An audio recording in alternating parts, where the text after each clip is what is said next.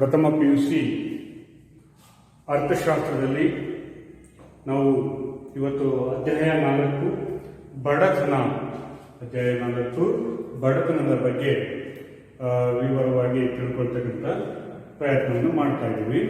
ಈಗ ನಾವು ಕಳೆದ ತರಗತಿಯಲ್ಲಿ ಬಡತನ ಅಂದ್ರೇನು, ಬಡತನದ ಬಗ್ಗೆ ಯಾಕೆ ಅಧ್ಯಯನ ಮಾಡಬೇಕಾಗಿತ್ತು, ಹಾಗೆಯೇ ಈ ಬಡತನದ ಸ್ಥಿತಿಗತಿಗಳು ಯಾವ ರೀತಿ ಇದ್ದಾವೆ ಅನ್ನೋದನ್ನ ನಿನ್ನೆ ದಿನ ವಿಷಯವನ್ನು ವಿವರವಾಗಿ ಹೇಳಿದ್ವಿ. ಆದರೆ ಇವತ್ತಿನ ದಿನ ಬಡವರು ಅಂದರೆ ಯಾರು, ಹೂ ಆರ್ ದಿ ಪೂರ್, ಬಡವ ಅಂದರೆ ಯಾರು ಅನ್ನೋದನ್ನ ನಾವು ತಿಳ್ಕೊಳ್ಳೋಣ. ಈ ಬಡವರ ಸ್ಥಿತಿಗಳು ಯಾವ ರೀತಿ ಇರುತ್ತೆ ಅಂತಕ್ಕಂಥದ್ದನ್ನ ನಿನ್ನೆ ದಿನ ಅನು ಮತ್ತು ಸುಧಾಳ ಒಂದು ಕಥೆಯನ್ನ ಹೇಳೋದ್ರ ಮೂಲಕ ನಾನು ನಿನ್ನೆಯ ತರಗತಿಯನ್ನ ಮುಗಿಸಿದ್ದೆ.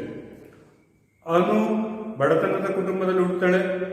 ಹಾಗೆಯೇ ಅವಳು ಬಾಲ್ಯದಲ್ಲಿ ಬಾಲ್ಯ ಕಾರ್ಮಿಕನಾಗಿ ಅವಳು ಮತ್ತೆ ಆ ಒಂದು ಬಡತನದ ವಿಷವರ್ತಲಕ್ಕೆ ಅವಳು ಸಿಲುಕೊಳ್ಳೋದನ್ನ ನಾವು ನೋಡ್ತಾ ಹೋದೀವಿ. ಹಾಗೆಯೇ ಸುಧಾ ಒಂದು ವ್ಯಾಪಾರಿಯ ಮನೆಯಲ್ಲಿ ಹುಟ್ಟುತ್ತಾಳೆ. ಹಾಗೆಯೇ ಅವಳು ಶ್ರೀಮಂತಿಕೆಯಿಂದ ಬೆಳೀತಾಳೆ ಮತ್ತು ಅವಳ ಬಾಲ್ಯ ಜೀವನ ತುಂಬಾ ಸುಂದರವಾಗಿರ್ತಕ್ಕಂಥದ್ದು ಮತ್ತು ಒಳ್ಳೆಯ ವಿದ್ಯಾಭ್ಯಾಸವನ್ನು ಕಲಿತಾಳೆ ಮತ್ತು ಕನಸುಗಳನ್ನ ನನಸಾಗಿ ಈಡೇರಿಸಿಕೊಳ್ತಕ್ಕಂಥ ಒಂದು ಸ್ಥಿತಿಯನ್ನ ನಾವು ಸುಧಾಳ ಅವರ ಜೀವನದಲ್ಲಿ ನೋಡಿದ್ದೀವಿ. ಹಾಗಾಗಿ ಆ ಕಥೆಯನ್ನ ಮತ್ತೊಮ್ಮೆ ನೆನಪು ಮಾಡಿಕೊಳ್ಳೋದ್ರ ಮೂಲಕ ಇವತ್ತು ಬಡವ ಅಂದರೆ ಯಾರು, ಬಡವ ಅಂತಕ್ಕಂಥದ್ದನ್ನ ಹೇಗೆ ನಾವು ಐಡೆಂಟಿಫಿಕೇಶನ್ ಮಾಡಬೇಕು ಅನ್ನೋದನ್ನ ಆ ಕಥೆಯಲ್ಲಿ ಹೇಳಿದ್ದಾರೆ. ಆದರೆ ಇಲ್ಲಿ ನಾವು ಇವತ್ತಿನ ದಿನ ಬಡವರನ್ನ ಮುಖ್ಯವಾಗಿ ಎರಡು ಭಾಗಗಳು, ಬಡವರನ್ನ ಮುಖ್ಯವಾಗಿ ಎರಡು ಭಾಗಗಳಾಗಿ ನೋಡ್ಬೋದು. ಭಾರತದಲ್ಲಿ ಗ್ರಾಮೀಣ ಪ್ರದೇಶದ ಬಡವರು ಮತ್ತು ನಗರ ಪ್ರದೇಶದ ಬಡವರು. ಬಡವರನ್ನ ಗುರುತಿಸಬೇಕಾದ್ರೆ ಗ್ರಾಮೀಣ ಪ್ರದೇಶದಲ್ಲಿ ಯಾರು ಬಡವರು ಬರ್ತಾ ಇದ್ದಾರೆ ಮತ್ತು ನಗರ ಪ್ರದೇಶದಲ್ಲಿ ಕಂಡು ಬರತಕ್ಕಂತಹ ಬಡವರು ಯಾರು ಅನ್ನೋದನ್ನ ನಾವು ತಿಳ್ಕೊಳ್ಬೇಕಾಗುತ್ತೆ. ಮತ್ತು ಈ ಬಡವರನ್ನ ಯಾವ ಆಧಾರದ ಮೇಲೆ ನಾವು ನಿರ್ಧಾರ ಮಾಡ್ತೀವಿ ಅಂತ ಹೇಳಿದ್ರೆ, ಮುಖ್ಯವಾಗಿ ಭಾರತದಲ್ಲಿ ಆ ಜನರು ಹೊಂದಿರತಕ್ಕಂಥ ಆದಾಯ ಮತ್ತು ಆಸ್ತಿಗಳ ಆಧಾರದ ಮೇಲೆ, ಅವರು ಹೊಂದಿರತಕ್ಕಂಥ ಆದಾಯ, ಗಳಿಸುವಂತ ಆದಾಯ ಮತ್ತು ಅವರು ಹೊಂದಿರುವಂತ ಆಸ್ತಿಗಳ ಆಧಾರದ ಮೇಲೆ ಬಡವರನ್ನ ಗುರುತಿಸುವ ಒಂದು ಪ್ರಯತ್ನವನ್ನ ಮಾಡ್ತಾ ಇದ್ದೀವಿ. ಹಾಗಾಗಿ ಇಲ್ಲಿ ಬಡವರು ಅಂತ ಹೇಳಿದ್ರೆ ಮುಖ್ಯವಾಗಿ ಕನಿಷ್ಠ ಜೀವನ ಮಟ್ಟವನ್ನ ನಿರ್ವಹಣೆ ಮಾಡೋದಕ್ಕೆ ಅವರಿಗೆ ಸಾಕಾಗದೇ ಇದ್ರೆ ಅಂತವರನ್ನ ನಾವು ಬಡವರು ಅಂತೇಳಿ ಕರಿಬಹುದು. ಅಂದ್ರೆ ಕಡಿಮೆ ಆಸ್ತಿ ಮತ್ತು ಕಡಿಮೆ ಆದಾಯವನ್ನ ಹೊಂದಿರತಕ್ಕಂಥವ್ರನ್ನ ನಾವು ಬಡವರು, ಅಥವಾ ಆಸ್ತಿ ಇಲ್ಲದೆ ಇರತಕ್ಕಂಥವ್ರು, ಅಥವಾ ಕೇವಲ ಜೀವನ ಮಟ್ಟಕ್ಕಾಗುವಷ್ಟು ಅವರು ಆದಾಯವನ್ನು ಗಳಿಸ್ತಾ ಇದ್ರೆ ಅಂತವರನ್ನ ಬಡವರು ಅಂತೇಳಿ ಕರಿಬಹುದು. ಇಲ್ಲಿ ಬಡವರಲ್ಲಿ ಎರಡು ರೀತಿಯಲ್ಲಿ ಬಡವರು ನೋಡ್ಬೋದು. ಒಂದು ಗ್ರಾಮೀಣ ಬಡವರು, ಗ್ರಾಮೀಣ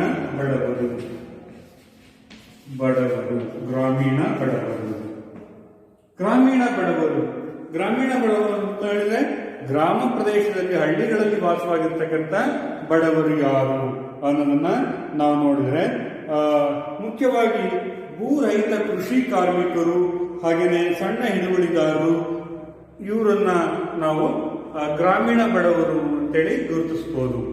ಹೇಳಿದ್ರೆ ಭೂರಹಿತ ಕೃಷಿ ಕಾರ್ಮಿಕರು ಅಂದ್ರೆ ಭೂಮಿ ಇರೋದಿಲ್ಲ, ಬೇರೆಯವರ ಹೊಲದಲ್ಲಿ ಹೋಗಿ ಕೆಲಸವನ್ನ ಮಾಡ್ತಕ್ಕಂತಹ ಕೃಷಿ ಕಾರ್ಮಿಕರು. ಮತ್ತು ಸಣ್ಣ ಹಿಡುವಳಿದಾರರು, ಅತ್ಯಂತ ಹಿಡುವಳಿಯ ಭೂಮಿ ಕಡಿಮೆ ಇರ್ತದೆ, ಆದ್ರೆ ಆ ಭೂಮಿನೂ ಸಹ ಇರ್ತಕ್ಕಂಥ ಭೂಮಿನೂ ಸಹ ಮಳೆಯಾಶ್ರಿತ ಪ್ರದೇಶವಾಗಿರ್ತಕ್ಕಂಥ ಭೂಮಿಯಾಗಿರುತ್ತೆ. ಅದರಿಂದ ಬರ್ತಕ್ಕಂಥ ಆದಾಯನೂ ಸಹ ಏನಾಗಿರುತ್ತೆ, ಕಡಿಮೆ ಇರುತ್ತೆ. ಹಾಗಾಗಿ ಅವರನ್ನ ಬಡವರು ಅಂತ ಹೇಳಿ ಕರಿಬಹುದು. ಮತ್ತೆ ಈ ಕೃಷಿಯೇತರ ಚಟುವಟಿಕೆಗಳಲ್ಲಿ ತೊಡಗಿರ್ತಕ್ಕಂಥ ಕಾರ್ಮಿಕರು, ಕೃಷಿಯೇತರ ಅಂದ್ರೆ ಕೃಷಿ ಅಲ್ಲ, ಕೃಷಿಗೆ ಸಹಾಯಕವಾಗಿರ್ತಕ್ಕಂಥ ಉಪಕಸಬುಗಳಲ್ಲಿ ಕೆಲಸ ಮಾಡ್ತಕ್ಕಂತಹ ಕಾರ್ಮಿಕರನ್ನು ಸಹ ನಾವು ಬಡವರಲ್ಲಿ ನೋಡಬಹುದು. ಹಾಗಾಗಿ ಗ್ರಾಮೀಣ ಬಡವರಲ್ಲಿ ಕಂಡು ಬರ್ತಕ್ಕಂಥವ್ರು ಅಂತ ಹೇಳಿದ್ರೆ, ಒಂದು ಜಮೀನು ರಹಿತ, ಭೂರಹಿತ ಕುಟುಂಬಗಳು ಗ್ರಾಮೀಣ ಬಡವರಲ್ಲಿ ಕಂಡುಬರ್ತಕ್ಕಂಥವ್ರು ಭೂರಹಿತ ಕುಟುಂಬದವರು, ಭೂರಹಿತ ಕುಟುಂಬಗಳು, ಭೂರಹಿತ ಕುಟುಂಬಗಳು. ಹಾಗೆಯೇ ಎರಡನೇದಾಗಿರ್ತಕ್ಕಂಥದ್ದು ಕೃಷಿ ಕಾರ್ಮಿಕರು, ಕೃಷಿ ಕಾರ್ಮಿಕರು, ಕೃಷಿ ಕಾರ್ಮಿಕರು. ಹಾಗೆಯೇ ಮೂರನೇದು ಸಣ್ಣ ಹಿಡುವಳಿದಾರರು, ಸಣ್ಣ ರೈತರು, ಸಣ್ಣ ರೈತರು ಅಥವಾ ಹಿಡುವಳಿದಾರರು, ಸಣ್ಣ ರೈತರು ಅಥವಾ ಹಿಡುವಳಿದಾರರು. ಹಾಗೆಯೇ ಗ್ರಾಮೀಣ ನಿರುದ್ಯೋಗಿಗಳು, ಗ್ರಾಮೀಣ ನಿರುದ್ಯೋಗಿಗಳು, ಗ್ರಾಮೀಣ ನಿರುದ್ಯೋಗಿಗಳು. ಹಾಗೆಯೇ ಮತ್ತೆ ನೋಡ್ತಕ್ಕಂಥದ್ದು ಕೃಷಿಯೇತರ ಕಾರ್ಮಿಕರು, ಕೃಷಿಯೇತರ ಕಾರ್ಮಿಕರು, ಕೃಷಿಯೇತರ ಕಾರ್ಮಿಕರು. ಇವರನ್ನ ನಾವು ಗ್ರಾಮೀಣ ಪ್ರದೇಶದ ಬಡವರು ಅಂತೇಳಿ ಗುರುತಿಸಬಹುದು. ಇಲ್ಲಿ ಭೂರಹಿತ ಕುಟುಂಬಗಳು ಅಂದ್ರೆ ಗ್ರಾಮೀಣ ಪ್ರದೇಶದಲ್ಲಿ ಭೂ ಒಡೆತನವನ್ನು ಹೊಂದೇ ಇರತಕ್ಕಂತಹ ಕುಟುಂಬಗಳು, ಭೂ ಒಡೆತನವನ್ನ ಹೊಂದದೇ ಇರತಕ್ಕಂತಹ ಕುಟುಂಬಗಳನ್ನ ಬಡವರು ಅಂತ ಕರಿತೀವಿ. ನಂತರ ಕೃಷಿ ಕಾರ್ಮಿಕರು, ಕೃಷಿ ಕಾರ್ಮಿಕರು ಅಂತ ಹೇಳಿದ್ರೆ ಬೇರೆಯವರ ಒಡೆತನದ ಭೂಮಿಯಲ್ಲಿ, ಬೇರೆಯವರ ಒಡೆತನದ ಭೂಮಿಯಲ್ಲಿ ಕೆಲಸ ಮಾಡತಕ್ಕಂತಹ ಕಾರ್ಮಿಕರು, ಅವರನ್ನ ಕೃಷಿ ಕಾರ್ಮಿಕರು ಅಂತ ಕರಿತೀವಿ. ಹೀಗೆ ಕೃಷಿ ಕಾರ್ಮಿಕರು ಸಹ ಗ್ರಾಮೀಣ ಪ್ರದೇಶದಲ್ಲಿ ಅವರು ಬಡವರಾಗಿರೋದನ್ನ ನಾವು ನೋಡಬಹುದು. ಹಾಗೇನೆ ಸಣ್ಣ ರೈತರು ಅಂದ್ರೆ ಸಣ್ಣ ಹಿಡುವಳಿದಾರರು, ಸಣ್ಣ ಹಿಡುವಳಿದಾರರು ಅಂತ ಹೇಳಿದ್ರೆ 1 ಹೆಕ್ಟೇರ್ಗಿಂತಲೂ ಸಹ ಕಡಿಮೆ ಭೂಮಿಯನ್ನ ಹೊಂದಿರತಕ್ಕಂತಹ ರೈತರು. ಇವರು ತಮ್ಮ ಭೂಮಿಯನ್ನು ಉಳುಮೆ ಮಾಡೋದ್ರ ಜೊತೆಗೆ ಬೇರೆಯವರ ಭೂಮಿಯಲ್ಲೂ ಸಹ ಹೋಗಿ ಕೆಲಸವನ್ನ ಮಾಡ್ತಾರೆ, ಅಥವಾ ಬೇರೆಯವರ ಒಡೆತನದಲ್ಲಿರ್ತಕ್ಕಂತಹ ಕೃಷಿ ಭೂಮಿಯಲ್ಲಿ ಹೋಗಿ ಕೆಲಸವನ್ನು ನಿರ್ವಹಿಸ್ತಕ್ಕಂಥವ್ರು. ಹಾಗಾಗಿ ಇವರನ್ನು ಸಹ ನಾವೆಂತ ಕರಿತೀವಿ, ಸಣ್ಣ ರೈತರು. ಇವರನ್ನು ಸಹ ನಾವು ಗ್ರಾಮೀಣ ಬಡವರು ಅಂತೇಳಿ ಕರಿತೀವಿ. ಅನಂತರ ಗ್ರಾಮೀಣ ಪ್ರದೇಶದಲ್ಲಿ ಮತ್ತೊಂದು ವರ್ಗ ಇರುತ್ತೆ, ಅದು ಗ್ರಾಮೀಣ ನಿರುದ್ಯೋಗಿಗಳು. ಗ್ರಾಮೀಣ ನಿರುದ್ಯೋಗಿಗಳು ಸಹ ಅವರು ಸಹ ಬಡವರು ಅಂತೇಳಿ ನಾವು ಪರಿಗಣಿಸಬಹುದು. ಅವರಿಗೆ ಯಾವುದೇ ವಿದ್ಯಾಭ್ಯಾಸವನ್ನು ಪಡೆದಿರ್ತಾರೆ, ಆದರೆ ಉದ್ಯೋಗ ಅವಕಾಶಗಳು ಇರೋದಿಲ್ಲ ಮತ್ತು ಆ ಕೌಶಲ್ಯವನ್ನು ಹೊಂದಿರ್ತಾರೆ, ಕೌಶಲ್ಯಗಳನ್ನು ಹೊಂದಿರೋದಿಲ್ಲ ಅವರು. ಆ ಕೌಶಲ್ಯ ಅಂತ ಹೇಳಿದ್ರೆ ಕೌಶಲ್ಯವನ್ನು ಹೊಂದಿರೋದಿಲ್ಲ. ಏನು ಕೆಲಸ, ಯಾವುದೇ ಒಂದು ನಿರ್ದಿಷ್ಟ ಕೆಲಸದ ಬಗ್ಗೆ ಅವರಿಗೆ ಅರಿವು ಇರೋದಿಲ್ಲ, ಜ್ಞಾನ ಇರೋದಿಲ್ಲ. ಆದರೆ ಅವರು ಬೇರೆ ಕೆಲಸ ಮಾಡೋದಕ್ಕೆ ಆಸಕ್ತಿ ಇರುತ್ತೆ, ಆದರೆ ಅಂಥವರಿಗೆ ಕೆಲಸ ಇರೋದಿಲ್ಲ. ಇಂಥವ್ರನ್ನ ನಾವು ಗ್ರಾಮೀಣ ನಿರುದ್ಯೋಗಿಗಳು ಅಂತೇಳಿ ಕರಿತೀವಿ. ನಂತರ ಕೃಷಿಯೇತರ ಕಾರ್ಮಿಕರು, ಕೃಷಿಯನ್ನು ಹೊರತುಪಡಿಸಿ ಕೈಗೊಳ್ತಕ್ಕಂಥ ಇತರೆ ಉದ್ಯೋಗಗಳು ಅಂತ ಹೇಳಿದ್ರೆ ಬುಟ್ಟಿ ಎಣೆಯೋದು, ಚಾಪೆ ಎಣೆಯೋದು, ಅಥವಾ ಗೊಂಬೆಗಳ ತಯಾರಿಕೆ, ಕರಕುಶಲ ವಸ್ತುಗಳು, ಹಾಗೇನೆ ಕಮ್ಮಾರಿಕೆ, ಈ ಕೃಷಿಗೆ ಪೂರಕವಾಗಿರ್ಬೋದು ಅಥವಾ ಕೃಷಿಯಿಂದ ಹೊರತುಪಡಿಸಿರ್ತಕ್ಕಂಥ ಉದ್ಯೋಗಗಳಾಗಿರ್ಬೋದು. ಅಂತಹ ಚಟುವಟಿಕೆಯಲ್ಲಿ ತೊಡಗಿರ್ತಕ್ಕಂತಹ ಕಾರ್ಮಿಕರನ್ನು ಸಹ ನಾವೆಂತ ಕರಿತೀವಿ, ಗ್ರಾಮೀಣ ಬಡವರು ಅಂತೇಳಿ ಗುರುತಿಸಬಹುದು. ಹೀಗಾಗಿ ಗ್ರಾಮೀಣ ಪ್ರದೇಶದಲ್ಲಿ ಕಂಡು ಬರತಕ್ಕಂತಹ ಬಡವರ ಪ್ರಮಾಣಗಳು. ಇನ್ನು ನಗರ ಪ್ರದೇಶದಲ್ಲಿ ನೋಡೋದಾದ್ರೆ, ನಗರ ಪ್ರದೇಶದಲ್ಲಿ ಕಂಡು ಬರತಕ್ಕಂಥ ಬಡವರು, ನಗರ ಪ್ರದೇಶದ ಬಡವರು. ನಗರ ಪ್ರದೇಶದಲ್ಲಿ ಕಂಡುಬರ್ತಕ್ಕಂಥ ಪ್ರಮುಖ ಬಡವರು ಅಂತ ಹೇಳಿದ್ರೆ ಇವರು ಹೆಚ್ಚಾಗಿ ಜೀವನ ನಿರ್ವಹಣೆಗೋಸ್ಕರ ಗ್ರಾಮೀಣ ಪ್ರದೇಶದಿಂದ ಬಂದಂತ ವಲಸೆ ಕಾಮಗಾರಿ ಆಗಿರ್ತಾರೆ. ನಗರ ಪ್ರದೇಶದಲ್ಲಿರ್ತಕ್ಕಂಥ ಬಡವರು ಸಾಮಾನ್ಯವಾಗಿ ಅಥವಾ ಹೆಚ್ಚಾಗಿ ಗ್ರಾಮೀಣ ಪ್ರದೇಶದಲ್ಲಿ ಕೆಲಸ ಇಲ್ಲದನ್ನೇ ಕೆಲಸವನ್ನು ಅರಸುತ್ತಾ ನಗರಗಳಿಗೆ ವಲಸೆಯನ್ನು ಬಂದಿರ್ತಾರಲ್ಲ ಅವರನ್ನೇ ಹೆಚ್ಚಾಗಿ ನಗರ ಪ್ರದೇಶದಲ್ಲಿ ಬಡವರಾಗಿ ನಾವು ನೋಡಬಹುದು. ಅಂತಹ ಬಡವರು ಅಂತ ಹೇಳಿದ್ರೆ ಒಂದು ಕಾರ್ಮಿಕರು ಮತ್ತು ಹಮಾಲಿಗಳು, ಸಾಮಾನ್ಯ ಕಾರ್ಮಿಕರು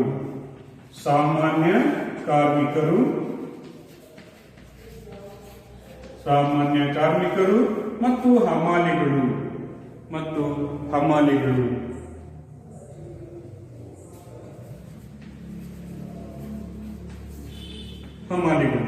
ಹಾಗೆಯೇ ಮತ್ತೊಂದು ವರ್ಗವನ್ನು ನೋಡಬಹುದು, ಮುಖ್ಯವಾಗಿ ತಳ್ಳುಗಾಡಿ ವ್ಯಾಪಾರಿಗಳು. ಗಾಡಿ ವ್ಯಾಪಾರಿಗಳು, ತಳ್ಳುಗಾಡಿ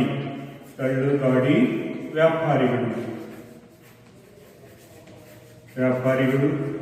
ಹಾಗೆಯೇ ಮತ್ತೊಂದು ವರ್ಗವನ್ನು ಸಹ ನೋಡಬಹುದು, ರಸ್ತೆ ಬದಿಯಲ್ಲಿ ವ್ಯಾಪಾರ ಮಾಡ್ತಕ್ಕಂಥದ್ದು.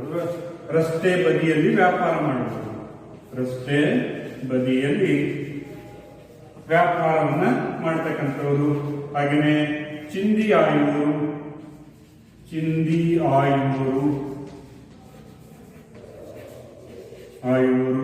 ಹಾಗೆಯೇ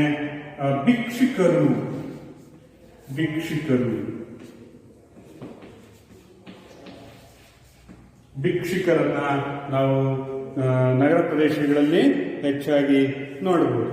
ಹೀಗೆ ಈ ನಗರ ಪ್ರದೇಶದಲ್ಲಿ ಕಂಡು ಬರ್ತಕ್ಕಂತಹ ಬಡವರನ್ನ ನಾವು ಗುರುತಿಸಬಹುದು. ಏನು ಸಾಮಾನ್ಯ ಕಾರ್ಮಿಕರು ಮತ್ತು ಹಮಾಲಿಗಳು, ಗ್ರಾಮೀಣ ಪ್ರದೇಶದಿಂದ ಬಂದಿರತಕ್ಕಂಥ ವಲಸೆ ಕಾರ್ಮಿಕರು ಅವರು ನಗರಗಳಲ್ಲಿ ಏನಾಗಿರ್ತಾರೆ, ನಗರ ಪ್ರದೇಶದ ಬಡವರಾಗಿರ್ತಾರೆ. ಇಲ್ಲಿ ಸಾಮಾನ್ಯ ಕಾರ್ಮಿಕರು ಅಂತ ಹೇಳಿದ್ರೆ ಡೈಲಿ ವೇಜಸ್ ಮೇಲೆ ಕೆಲಸ ಮಾಡ್ತಕ್ಕಂಥ, ದಿನದ ಕೂಲಿಯ ಆಧಾರದ ಮೇಲೆ ಕೆಲಸ ಮಾಡ್ತಕ್ಕಂಥವ್ರು. ಅವಂತಹ ಕಾರ್ಮಿಕರನ್ನು ನಾವು ಸಾಮಾನ್ಯ ಕಾರ್ಮಿಕರು. ಮತ್ತು ಹಮಾಲಿಗಳು ಅಂತ ಹೇಳಿದ್ರೆ ಭಾರವಾದ ವಸ್ತುಗಳನ್ನ ಹೆಗಲ ಮೇಲೆ ಹೋಗ್ತಕ್ಕಂಥವ್ರು, ಅಂಥವ್ರನ್ನ ನಾವು ಹಮಾಲಿಗಳು ಅಂತೇಳಿ ಕರಿತೀವಿ. ಇವರು ಸಹ ನಗರ ಪ್ರದೇಶದ ಬಡವರಾಗಿದ್ದಾರೆ. ನಂತರ ತಳ್ಳುಗಾಡಿ ವ್ಯಾಪಾರಿಗಳು ಅಂತ ಹೇಳಿದ್ರೆ ಸಣ್ಣದಾಗಿ ತರಕಾರಿ ಮಾರ್ತಕ್ಕಂಥವ್ರು, ಹಣ್ಣುಗಳನ್ನು ಮಾರ್ತಕ್ಕಂಥವ್ರು, ಇವರನ್ನ ನಾವು ಏನಂತ ಕರಿತೀವಿ, ತಳ್ಳುಗಾಡಿ ವ್ಯಾಪಾರಿಗಳು ಅಂತೇಳಿ ಕರಿತೀವಿ. ಅವರು ಸಹ ಬಡವರಾಗಿರ್ತಾರೆ, ನಗರ ಪ್ರದೇಶದ ಬಡವರಾಗಿರ್ತಾರೆ. ಅನಂತರ ರಸ್ತೆ ಬದಿಯಲ್ಲಿ ವ್ಯಾಪಾರ ಮಾಡುವುದು. ರಸ್ತೆ ಬದಿ ನಿರ್ದಿಷ್ಟ ಅಂಗಡಿಗಳಿರೋದಿಲ್ಲ, ಅವರು ಯಾವುದೇ ರೀತಿಯಾಗಿರ್ತಕ್ಕಂತಹ ಒಂದು ಲೈಸೆನ್ಸ್ ಹೋಲ್ಡರ್ಸ್ ಆಗಿರೋದಿಲ್ಲ ವ್ಯಾಪಾರ ಮಾಡೋದಕ್ಕೆ. ಹಾಗಾಗಿ ಇವರು ರಸ್ತೆ ಬದಿಯಲ್ಲಿ ವ್ಯಾಪಾರ ಮಾಡ್ತಕ್ಕಂಥವ್ರು. ಸಾಮಾನ್ಯವಾಗಿ ಹಣ್ಣು, ತರಕಾರಿ, ಹೂಗಳನ್ನ ಕಟ್ತಕ್ಕಂಥವ್ರು, ಇವರೆಲ್ಲರೂ ಸಹ ರಸ್ತೆ ಬದಿಯಲ್ಲಿ ವ್ಯಾಪಾರ ಮಾಡ್ತಕ್ಕಂಥವ್ರು. ಅಲ್ಲಿ ರಸ್ತೆ ಬದಿಯಲ್ಲಿ ಅನೇಕ ರೀತಿಯ ಒಂದು ವ್ಯವಹಾರಗಳನ್ನು ನಾವು ನೋಡಬಹುದು. ಕೆಲವರು ಹೂ ಕಟ್ತಕ್ಕಂಥವ್ರು, ಹಾಗೇನೆ ರಸ್ತೆ ಬದಿಯಲ್ಲಿ ತಳ್ಳುಗಾಡಿಯ ಮೂಲಕ ಈ ಒಂದು ಸಣ್ಣ ಕ್ಯಾಂಟೀನ್ಗಳನ್ನು ನಡೆಸ್ತಕ್ಕಂಥವ್ರು, ಹಾಗೇನೆ ಚಮ್ಮಾರರು ಅಂದ್ರೆ ಚಪ್ಪಲಿಯನ್ನು ಹೊಲಿತಕ್ಕಂಥ ಕಾರ್ಮಿಕರು, ಇವರು ಅಂದ್ರೆ ನಗರ ಪ್ರದೇಶದಲ್ಲಿ ಕಂಡು ಬರ್ತಕ್ಕಂತಹ ಕಾರ್ಮಿಕರು. ಇವರೆಲ್ಲರೂ ಸಹ ರಸ್ತೆ ಬದಿಯಲ್ಲಿಯೇ ವ್ಯಾಪಾರವನ್ನ ಮಾಡ್ತಾ ಇರ್ತಾರೆ. ಇವರನ್ನು ಸಹ ನಾವು ನಗರ ಪ್ರದೇಶದ ಬಡವರು ಅಂತೇಳಿ ಗುರುತಿಸಬಹುದು. ಹಾಗೆಯೇ ಚಿಂದಿ ಆಯುವರು ಅಂತ ಹೇಳಿದ್ರೆ ಮುಖ್ಯವಾಗಿ ಈ ಕೊಳಚೆ ಪ್ರದೇಶದಲ್ಲಿ ಕಂಡು ಬರ್ತಕ್ಕಂಥ ಕೆಲವೊಂದು ಪ್ಲಾಸ್ಟಿಕ್ ವಸ್ತುಗಳನ್ನ ಆಯ್ಕೆ ಮಾಡ್ತಕ್ಕಂಥವ್ರು, ಪೇಪರ್ಗಳನ್ನ ಆರಿಸಿ ಅವುಗಳನ್ನ ಮಾರಿ ಜೀವನ ಮಾಡ್ತಕ್ಕಂಥವ್ರು. ಹೀಗೆ ಇಲ್ಲಿ ಚಿಂದಿ ಆಯುವರು ಅಂತ ಹೇಳಿದ್ರೆ ಇವರು ಸಹ ನಗರ ಪ್ರದೇಶದಲ್ಲಿ ಕಂಡು ಬರ್ತಕ್ಕಂಥ ಬಡವರಾಗಿರ್ತಾರೆ. ಅನಂತರ ಭಿಕ್ಷುಕರು, ಜೀವನ ನಿರ್ವಹಣೆಗೋಸ್ಕರ ಭಿಕ್ಷೆಯನ್ನ ಬೇಡ್ತಕ್ಕಂಥವ್ರು, ಇವರನ್ನು ಸಹ ನಾವು ನಗರ ಪ್ರದೇಶದಲ್ಲಿ ಹೆಚ್ಚಾಗಿ ಕಂಡು ಬರ್ತಕ್ಕಂತಹ ಬಡವರು. ಹೀಗೆ ಬಡವರು ಯಾರು ಅಂತ ಹೇಳಿದ್ರೆ ಗ್ರಾಮೀಣ ಪ್ರದೇಶದ ಬಡವರು ಮತ್ತು ನಗರ ಪ್ರದೇಶದ ಬಡವರು. ಗ್ರಾಮೀಣ ಪ್ರದೇಶದಲ್ಲಿ ಮುಖ್ಯವಾಗಿ ಭೂರಹಿತ ಕುಟುಂಬಗಳು, ಕೃಷಿ ಕಾರ್ಮಿಕರು, ಸಣ್ಣ ರೈತರು, ಹಾಗೆಯೇ ಗ್ರಾಮೀಣ ನಿರುದ್ಯೋಗಿಗಳು ಮತ್ತು ಕೃಷಿಯೇತರ ಕಾರ್ಮಿಕರು, ಇವರನ್ನ ಗ್ರಾಮೀಣ ಪ್ರದೇಶದ ಬಡವರು ಅಂತೀವಿ. ನಗರ ಪ್ರದೇಶದ ಬಡವರು ಸಹ ಈ 5 ವರ್ಗದವನ್ನ ನಾವು ನಗರ ಪ್ರದೇಶದ ಬಡವರು ಅಂತೇಳಿ ಕರೀತೀವಿ. ಹಾಗಾದ್ರೆ ಈ ಬಡವರು ಇವರನ್ನು ನಾವು ಬಡವರು ಅಂತ ಕರಿತೀವಿ. ನಗರ ಮತ್ತು ಗ್ರಾಮೀಣ ಪ್ರದೇಶದವನ್ನ ಈ 5 ವರ್ಗದವರನ್ನ ನಾವು ಬಡವರು ಅಂತ ಕರೆದ್ರೆ, ಹಾಗಾದ್ರೆ ಅವರ ಲಕ್ಷಣಗಳು ಯಾವ ರೀತಿ ಇರ್ತಾರೆ, ಬಡವರು ಹೇಗೆ ಇರ್ತಾರೆ, ಹೇಗೆ ಜೀವನ ಮಾಡ್ತಾ ಇದ್ದಾರೆ, ಅದನ್ನ ತಿಳ್ಕೊಬೇಕು ಅಂತ ಹೇಳಿದ್ರೆ ಬಡವರ ಲಕ್ಷಣಗಳು ಅಥವಾ ಬಡತನದ ಲಕ್ಷಣಗಳು ಬಡತನದ ಲಕ್ಷಣಗಳು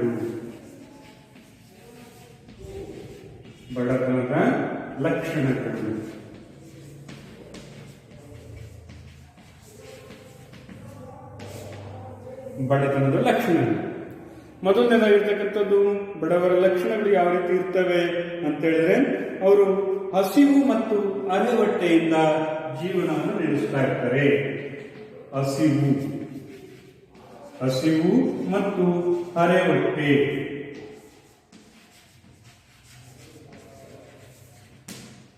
ಹಸಿವು ಮತ್ತು ಅರೆಹೊಟ್ಟೆಯ ಜೀವನವನ್ನ ನಿರ್ವಹಿಸ್ತಾ ಇರ್ತಾರೆ. ಅಂದ್ರೆ ಬಡವರು ಸಾಮಾನ್ಯವಾಗಿ ಅವರು ಹಸಿವಿನಿಂದ ಬಳಲ್ತಾ ಇರ್ತಾರೆ. ಒಂದು ಹೊತ್ತು ಊಟ, ಒಂದು ಹೊತ್ತಿನ ಊಟಕ್ಕೆ ಮಾತ್ರ ಅವರಲ್ಲಿ ಆದಾಯ ಕಂಡು ಬರುತ್ತೆ. ಹಾಗಾಗಿ ಅವರು ಅರೆಹೊಟ್ಟೆ ಅವರು ಸಂಪೂರ್ಣವಾಗಿ ತೃಪ್ತಿಯಾಗಿ ಊಟ ಮಾಡೋದಕ್ಕೆ ಸಾಧ್ಯ ಆಗೋದಿಲ್ಲ. ಯಾಕೆಂತ ಹೇಳಿದ್ರೆ ಅವ್ರ ಹತ್ರ ಆದಾಯದ ಪ್ರಮಾಣ ಕಡಿಮೆ ಇರುತ್ತದೆ. ಅವ್ರಿಗೆ ಯಾವಾಗಲೂ ಸಹ ಹಸಿವಿನಿಂದಲೇ ಬಳಲ್ತಾ ಇರ್ತಾರೆ. ಹಸಿವನ್ನೇ ಅವರು ಏನ್ ಮಾಡ್ಕೊಂಡಿರ್ತಾರೆ, ನಿತ್ಯವಾಗಿ ಅದನ್ನ ಅನುಭವಿಸ್ತಾ ಇರ್ತಾರೆ. ಹಾಗಾಗಿ ಈ ಹಸಿವು ಮತ್ತು ಅರೆಹೊಟ್ಟೆಯಲ್ಲಿ ಬಡವರು ಬದುಕ್ತಾ ಇರ್ತಾರೆ. ಹಾಗೇನೆ ಅವರಿಗೆ ಸಾಕ್ಷರತೆ ಕೊರತೆ ಇರುತ್ತದೆ. ಸಾಕ್ಷರತೆಯ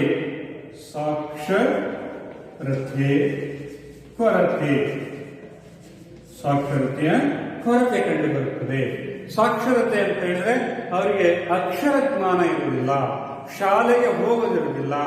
ನಾನು ನಿನ್ನೆ ಹೇಳಿದ್ದೆ, ಯಾರು ಬಡವರು ಅಂತೇಳಿ ಶಾಹಿನ್ ರಫೀಖಾನ್ ಮತ್ತು ಡಾಮಿಯನ್ ಕಿಲ್ಲನ್ ಅಂತಕ್ಕಂಥ ಅರ್ಥಶಾಸ್ತ್ರಜ್ಞರು ಹೇಳಿದರು.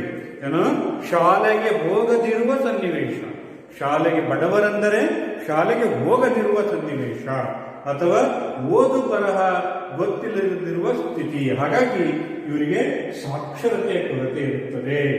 ಯಾರು ಬಡವರು ಅಂತ ಹೇಳಿದ್ರೆ ಯಾರು ಶಾಲೆಗೆ ಹೋಗಿಲ್ಲ, ಯಾರು ಸಾಕ್ಷರತೆಯನ್ನು ಅಕ್ಷರ ಜ್ಞಾನವನ್ನು ಕಲ್ತಿಲ್ಲ, ಓದೋದಕ್ಕೆ ಬರೋದಕ್ಕೆ ಸಾಧ್ಯ ಆಗಿಲ್ಲ, ಶಾಲೆಗೆ ಹೋಗಲು ಅವರಿಗೆ ಸಾಧ್ಯ ಆಗ್ತಾ ಇಲ್ಲ. ಯಾಕಂತ ಹೇಳಿದ್ರೆ ಶಾಲೆಯಲ್ಲಿ ಬೇಕಾಗಿರ್ತಕ್ಕಂಥ ಪುಸ್ತಕಗಳು ಮತ್ತು ಫೀಸನ್ನ ಕಟ್ಟೋದಕ್ಕೆ ಅವ್ರ ಕೈಯಿಂದ ಸಾಧ್ಯ ಆಗಿಲ್ಲ. ಅಂಥವರನ್ನ ನಾವು ಬಡವರು ಅಂತ ಹೇಳ್ತೀವಿ. ಶಾಲೆಗೆ ಹೋಗೋ ಸಾಮರ್ಥ್ಯ ಇತ್ತು, ಶಾಲೆಗೆ ಹೋಗಿಲ್ಲ ಅಂದ್ರೆ ಅವನು ಬಡವಲ್ಲ. ಯಾರು ಶಾಲೆಗೆ ಹೋಗಿ ಅಲ್ಲಿ ಶಾಲೆಯ ಫೀಸನ್ನ ಕಟ್ಟಿ ಮತ್ತು ಆ ಶಾಲೆಯಲ್ಲಿ ಪುಸ್ತಕಗಳನ್ನ ಕೊಂಡುಕೊಳ್ಳೋದಕ್ಕಾಗಲ್ಲ, ಅಂಥವರನ್ನು ನಾವು ಬಡವರು ಅಂತೇಳಿ ಕರಿತೀವಿ. ನಂತರ ಮೂರನೇದು ಕೌಶಲ್ಯದ ಕೊರತೆ.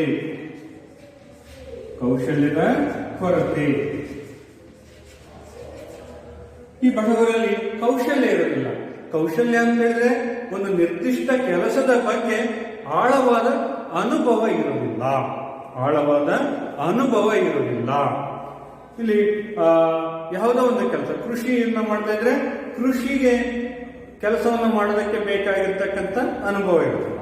ಅಥವಾ ಒಂದು ಕೈಗಾರಿಕೆಯಲ್ಲಿ ಕೆಲಸ ಮಾಡೋದಕ್ಕೆ, ಅಲ್ಲಿ ಕಾರ್ಮಿಕರಾಗಿ ಕೆಲಸ ಮಾಡೋದಕ್ಕೆ ಆ ಕೈಗಾರಿಕೆ ಯಂತ್ರಗಳನ್ನು ನಡೆಸ್ತಕ್ಕಂತಹ ಒಂದು ಅನುಭವ ಇದೆ. ಕೌಶಲ್ಯ ಅಂತ ಹೇಳಿದ್ರೆ ಒಂದು ಕೆಲಸದ ಬಗ್ಗೆ ಇರತಕ್ಕಂಥ ಅನುಭವ.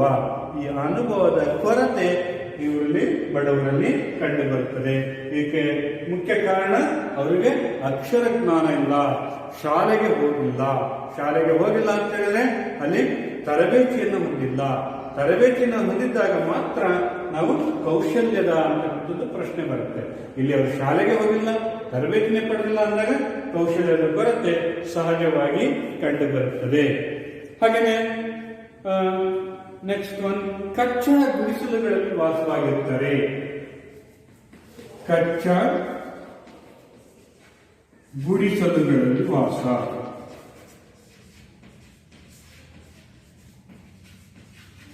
ಕಚ್ಚಾ ಗುಡಿಸಲುಗಳು, ಇವರ ಮನೆಗಳು ಯಾವ ರೀತಿ ಇರ್ತವೆ ಬಡವರದ್ದು ಅಂತ ಹೇಳಿದ್ರೆ, ಮುಖ್ಯವಾಗಿ ಸ್ವಾಗೆ ಅಥವಾ ಹುಲ್ಲಿನ ಮನೆಗಳು, ಸ್ವಾಗೆಯ ಮನೆಗಳು, ಕಬ್ಬಿನ ಸ್ವಾಗೆ ಅಂತ ಬರುತ್ತೆ, ಅದರಲ್ಲಿ ಮನೆಗಳನ್ನ ಕಟ್ಕೊಳ್ತಾರೆ.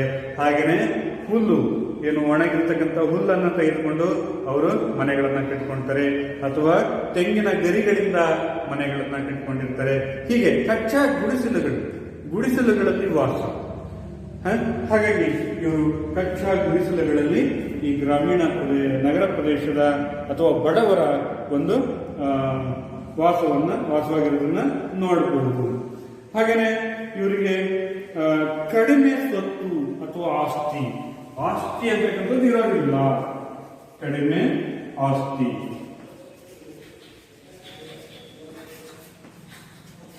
ಸಾಮಾನ್ಯವಾಗಿ ಬಡವರ ಆಸ್ತಿ ಅಂತ ಹೇಳಿದ್ರೆ ಅವರ ಕೈಲಿರ್ತಕ್ಕಂಥ ಬಲ, ಅವರ ತೋಳುಗಳಲ್ಲಿರ್ತಕ್ಕಂಥ ಬಲವೇ ಅವರ ಆಸ್ತಿಯಾಗಿರುತ್ತೆ.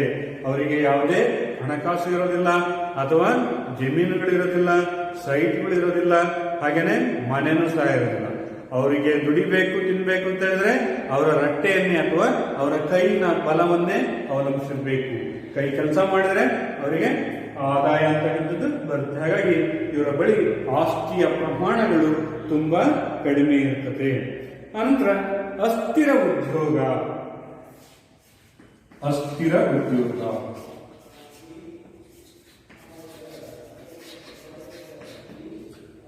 ಗ್ರಾಮೀಣ ಪ್ರದೇಶದ ಬಡವರ ಮತ್ತು ನಗರ ಪ್ರದೇಶದ ಬಡವರ, ಒಟ್ಟಾರೆ ಬಡವರ ಉದ್ಯೋಗಗಳು ಅಸ್ಥಿರವಾಗಿರುತ್ತವೆ. ಅಸ್ಥಿರ ಅಂತ ಹೇಳಿದ್ರೆ ಅವರಿಗೆ ಒಂದು ಭದ್ರತೆ ಇರೋದಿಲ್ಲ. ಉದ್ಯೋಗದಲ್ಲಿ ಭದ್ರತೆ ಅಂತಕ್ಕಂಥದ್ದು ಇರೋದಿಲ್ಲ. ಇವತ್ತು ಕೆಲಸ ಮಾಡಿದ್ರೆ ಅದು ಇವತ್ತಿಗೆ ಮುಗೀತು, ಮತ್ತೆ ನಾಳೆ ಇನ್ನೊಬ್ಬರ ತಕ್ಕೆ ಹೋಗಿ ಕೆಲಸ ಮಾಡಬೇಕಾಗುತ್ತೆ, ಇನ್ನೊಬ್ಬನ ಮಾಲೀಕನ ತಕ್ಕ ಹೋಗಿ ಕೆಲಸ ಮಾಡಬೇಕಾಗುತ್ತೆ. ಹಾಗೇನೆ ಕೆಲಸ ಮಾಡ್ಬೇಕಂದ್ರೆ ಆತ ಕೆಲಸ ಇರಬೇಕು, ಆತ ಹೇಳ್ತಕ್ಕಂಥ ಕೆಲಸ ಇರಬೇಕು. ಅಂದ್ರೆ ಇವರಿಗೆ ನಿರಂತರವಾಗಿ ಒಂದೇ ಕಡೆ ಕೆಲಸ ಮಾಡೋದಕ್ಕೆ ಸಾಧ್ಯ ಇಲ್ಲ. ಇವತ್ತು ಈ ಊರ್ ಕೆಲಸ, ನಾಳೆ ಇನ್ನೊಂದು ಊರಲ್ಲಿ ಕೆಲಸ ಮಾಡಬೇಕು. ಇವತ್ತು ಒಬ್ರು ಮನೆಯಲ್ಲಿ ಕೆಲಸ ಮಾಡೋದು, ಮತ್ತೊಂದು ದಿವಸ ಮತ್ತೊಂದು ಕಡೆ ಹೋಗಿ ಕೆಲಸ ಮಾಡಬೇಕಾಗುತ್ತೆ. ಅಥವಾ ಕೆಲಸ ಇಲ್ಲ ಅಂತ ಹೇಳಿದ್ರೆ, ಯಾರು ಕೆಲಸ ಕೊಡಲಿಲ್ಲ ಅಂತ ಹೇಳಿದ್ರೆ ಅವತ್ತು ಇವರು ಉಪವಾಸ ಇರಬೇಕಾಗುತ್ತೆ. ಅಂದ್ರೆ ಹಸಿವಿನಿಂದ ಬಳಲಬೇಕಾಗುತ್ತದೆ. ಹಾಗಾಗಿ ಇವರಿಗೆ ಉದ್ಯೋಗ ಆಗ್ತಕ್ಕಂಥದ್ದು ಒಂದು ಭದ್ರತೆ ಇರೋದಿಲ್ಲ. ಹಾಗೆಯೇ ಅಧಿಕ ಸಾಲವನ್ನು ಮಾಡಿಕೊಂಡಿರ್ತಾರೆ.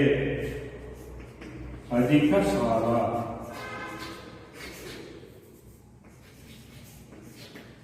ಬಡವರು ಸಾಮಾನ್ಯವಾಗಿ ಸಾಲದಲ್ಲಿಯೇ ಹುಟ್ಟಿರ್ತಾರೆ, ಸಾಲದಲ್ಲಿಯೇ ಬದುಕ್ತಾರೆ, ಸಾಲದಲ್ಲಿಯೇ ಸಾವನ್ನು ಅಪ್ತಾರೆ.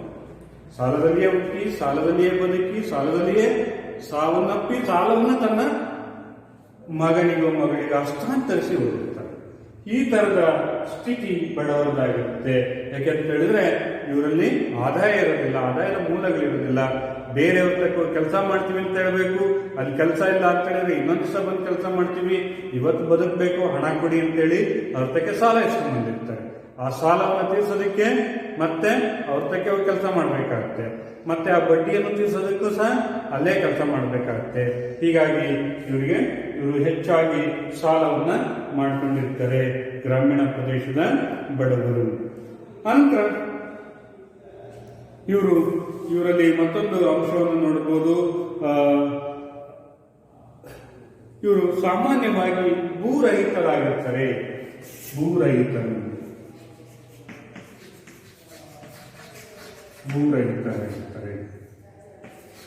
ಭೂರಹಿತ ಕಾರ್ಮಿಕರಾಗಿರ್ತಾರೆ. ಗ್ರಾಮೀಣ ಪ್ರದೇಶದಲ್ಲಿ ಈ ಬಡವರು ಸಾಮಾನ್ಯವಾಗಿ ಭೂರಹಿತರಾಗಿರ್ತಾರೆ, ಭೂರಹಿತ ಕಾರ್ಮಿಕರಾಗಿರ್ತಾರೆ. ಇವ್ರಿಗೆ ಯಾವುದೇ ರೀತಿ ಭೂಮಿ ಸೈಟು ಇರೋದಿಲ್ಲ. ಅಂದ್ರೆ ಭೂಮಿಯ ಮೇಲೆ ಒಂದು ಸ್ವಲ್ಪನೂ ಸಹ ಅಧಿಕಾರ ಅಂತಕ್ಕಂಥದ್ದು ಇವ್ರದ್ದು ಇರೋದಿಲ್ಲ. ಅನಂತರ ಇವರು ಶೋಷಣೆಗೆ ಒಳಗಾಗ್ತಾರೆ.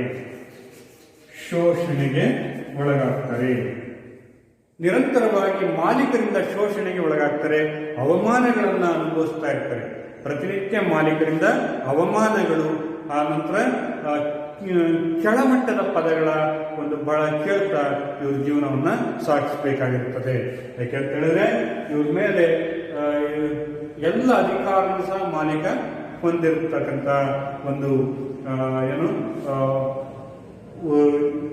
ಹೊಂದಿರುವಂತಹ ಸಾಧ್ಯತೆಗಳು ಹೆಚ್ಚಾಗಿರುತ್ತೆ. ಅಂತಹ ಸನ್ನಿವೇಶದ ದುಸ್ಥಿತಿಗೆ ಹೋಗ್ತಕ್ಕಂಥವರಾಗಿರ್ತಾರೆ, ಸನ್ನಿವೇಶವನ್ನ ಸೃಷ್ಟಿ ಮಾಡಿಕೊಂಡಿರ್ತಾರೆ. ಅಂತ ಹೇಳಿದ್ರೆ ಮಾಲೀಕರು ಇವರಿಂದ ಸಾಕಷ್ಟು ದೀರ್ಘ ಸಮಯದ ಕಾಲ ಕೆಲಸವನ್ನು ತಗೊಳ್ತಾರೆ ಮತ್ತು ಕಡಿಮೆ ಕೂಲಿಯನ್ನ ಕೊಡ್ತಾರೆ. ಒಂದ್ ಕಡೆ ಕಡಿಮೆ ಕೂಲಿ ಸಿಗುತ್ತೆ, ಇನ್ನೊಂದ್ ಕಡೆ ಹೆಚ್ಚು ದುಡಿಸ್ಕೊಡ್ತಾರೆ. ಇದು ಒಂಥರದ ಶೋಷಣೆ. ಹಾಗೇನೆ ಆ ಕೆಲಸ ಮಾಡುವಂತ ಸಂದರ್ಭದಲ್ಲಿ ಗೌರವಯುತವಾಗಿ ಮಾಲೀಕರು ಇವರನ್ನ ನಡೆಸ್ಕೊಡ್ತಾ ಇರೋದಿಲ್ಲ. ಇದರಿಂದಾಗಿ ಆಗ ಇವರು ಶೋಷಣೆಗೆ ಒಳಗಾಗಬೇಕಾಗುತ್ತೆ. ಮತ್ತೆ ಇಲ್ಲಿ ಮಹಿಳಾ ಕಾರ್ಮಿಕರಾಗಿದ್ದರೆ ಅವರ ಮೇಲೆ ನಿರಂತರವಾಗಿ ದೌರ್ಜನ್ಯಗಳು ನಡೀತಾ ಇರ್ತವೆ, ಲೈಂಗಿಕ ಕಿರುಕುಳಗಳು ಅಂತಕ್ಕಂಥವು ನಡೀತಾ ಇರ್ತವೆ. ಹಾಗಾಗಿ ಈ ರೀತಿಯ ಶೋಷಣೆಗೆ ಈ ಬಡವರು ಅಂತಕ್ಕಂಥವ್ರು ಒಳಗಾಗಬೇಕಾದಂತ ಅನಿವಾರ್ಯ ಸ್ಥಿತಿ ಕಂಡು ಬರುತ್ತದೆ. ಹಾಗೆಯೇ ಇವರಿಗೆ ಮತ್ತೊಂದು ಅಂಶ ಅಂತ ಹೇಳಿದ್ರೆ ಲಿಂಗ ತಾರತಮ್ಯ ಕಂಡು ಬರುತ್ತದೆ. ಲಿಂಗ ತಾರತಮ್ಯ,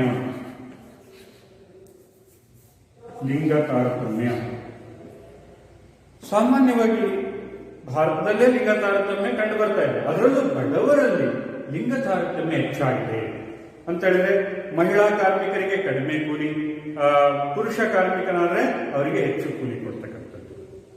ಹಾಗೇನೆ ಮಹಿಳಾ ಕಾರ್ಮಿಕರನ್ನ ಮುಖ್ಯವಾಗಿ ಲೈಂಗಿಕವಾಗಿ ಶೋಷಣೆಗೊಳಪಡಿಸ್ತಾರೆ, ಚಿಕ್ಕ ವಯಸ್ಸಿನಲ್ಲೇ ಮದುವೆ ಮಾಡಿಸ್ತಾರೆ. ಹೀಗಾಗಿ ಅಲ್ಲಿ ಲಿಂಗ ತಾರತಮ್ಯ ಅಂತಕ್ಕಂಥದ್ದು ಕಂಡು ಬರುತ್ತದೆ. ಒಂದ್ ಕಡೆ ಕೂಲಿಯ ದರಗಳ ನಿಗದಿಯಲ್ಲಿ ಲಿಂಗ ತಾರತಮ್ಯ ಆಗ್ತದೆ, ಮತ್ತೊಂದು ಕಡೆ ಗಂಡ ಮಗು ಮತ್ತು ಹೆಣ್ಣು ಮಗುವಿನಲ್ಲಿ ತಾರತಮ್ಯ ಆಗ್ತಾ ಇರುತ್ತೆ. ಬಡವರಲ್ಲೇ ಗಂಡು ಮಗು ಹುಟ್ಟಿದ್ರೆ ಆ ಮಗುವಿನ ಆರೈಕೆ ಚೆನ್ನಾಗಿರುತ್ತೆ, ಆದರೆ ಹೆಣ್ಣು ಮಗು ಹುಟ್ಕೊಂತು ಅಂತ ಹೇಳಿದ್ರೆ ತುಂಬಾ ಕಷ್ಟ ಆಗಿರುತ್ತದೆ. ಅವರ ಆರೈಕೆಯನ್ನ ಅವರ ತಂದೆ ತಾಯಿಗಳು ಸಹ ನಿರ್ವಹಣೆ ಮಾಡೋದಿಲ್ಲ. ಈ ರೀತಿ ಲಿಂಗ ತಾರತಮ್ಯ ಅಂತಕ್ಕಂಥದ್ದು ಬಡವರಲ್ಲಿ ಹೆಚ್ಚಾಗಿ ಕಂಡು ಬರುತ್ತದೆ. ಹಾಗೆಯೇ ಇವರಿಗೆ ವಿದ್ಯುತ್ ಸೌಕರ್ಯಗಳಿರುವುದಿಲ್ಲ, ವಿದ್ಯುತ್ ಸೌಕರ್ಯಗಳಿರುವುದಿಲ್ಲ, ವಿದ್ಯುತ್ ಸೌಕರ್ಯಗಳು ಕಂಡು ಬರುವುದಿಲ್ಲ. ವಿದ್ಯುತ್ ಅಂತಕ್ಕಂಥದ್ದು ಇರದೇ ಇಲ್ಲ. ಗ್ರಾಮೀಣ ಅಥವಾ ನಗರ ಪ್ರದೇಶದ ಬಡವರ ಮನೆಗಳಿಗೆ ವಿದ್ಯುತ್ ಸೌಲಭ್ಯಗಳೇ ಇರುವುದಿಲ್ಲ. ಇವರು ದೀಪದ ಬೆಳಕಿನಲ್ಲಿ ಅಥವಾ ಬೀದಿ ದೀಪದ ಬೆಳಕಿನಲ್ಲಿ ಅವರು ವಾಸ ಮಾಡಬೇಕಾಗಿರುತ್ತೆ. ಹಾಗಾಗಿ ಇವರಿಗೆ ವಿದ್ಯುತ್ ಸೌಲಭ್ಯವನ್ನ, ವಿದ್ಯುತ್ತನ್ನ ಪಡೆಯೋದಕ್ಕೆ ಅಥವಾ ವಿದ್ಯುತ್ ಶುಲ್ಕವನ್ನ ಪಾವತಿಸೋದಕ್ಕೆ ಇವರ ಹತ್ರ ಹಣನೇ ಇರೋದಿಲ್ಲ. ಹಾಗೇನೆ ಮತ್ತೊಂದು ನೋಡೋದಾದ್ರೆ ಇವರಿಗೆ ಉರುವಲು ಕಟ್ಟಿಗೆ, ಅಡಿಕೆಗೆ ಉರುವಲು ಕಟ್ಟಿಗೆಯನ್ನ ಬಳಸ್ತಾರೆ. ಉರುವಲುಗಾಗಿ ಕಟ್ಟಿಗೆಯನ್ನ ಬಳಸ್ತಾರೆ. ಉರುವಲಿಗಾಗಿ ಕಟ್ಟಿಗೆಯನ್ನ ಬಳಸ್ತಾರೆ ಅಂತ ಹೇಳಿದ್ರೆ ನಿತ್ಯದ ಒಂದು ಆಹಾರವನ್ನು ಬೇಯಿಸೋದಕ್ಕೆ ಅವರು ಉರುವಲು ಕಟ್ಟಿಗೆಯನ್ನು ಬಳಸ್ತಾ ಇರ್ತಾರೆ ಅಂತ ಹೇಳಿದ್ರೆ ಕೃಷಿ ಕಚ್ಚಾ ವಸ್ತುಗಳನ್ನೇ ಬಳಸಿಬಿಟ್ಟು ಅಥವಾ ಮರದ ರೆಂಬೆಗಳು ಅಥವಾ ಅದರ ಕಟ್ಟಿಗೆಗಳನ್ನ ಬಳಸಿಬಿಟ್ಟು ಅವರು ಅಡಿಗೆಯನ್ನು ಮಾಡಿಕೊಳ್ತಾ ಇರ್ತಾರೆ. ಇವರಿಗೆ ಗ್ಯಾಸ್ ಸೌಲಭ್ಯ ಆಗಲಿ ಅಥವಾ ಓವೆನ್ಗಳನ್ನಾಗಲಿ ಇವ್ಯಾವೂ ಸಹ ಇರೋದಿಲ್ಲ.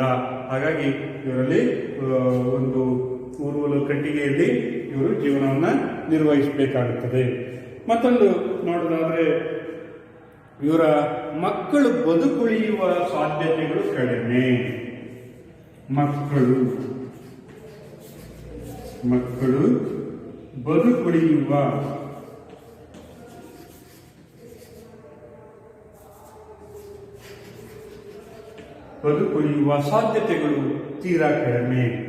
ಇವರ ಬಡವರ ಮಕ್ಕಳು ಏನಾದರೂ ಹುಟ್ಟಿದ್ರೆ ಅವರು ಬದುಕುಳಿಯುವಂತಹ ಸಾಧ್ಯತೆಗಳು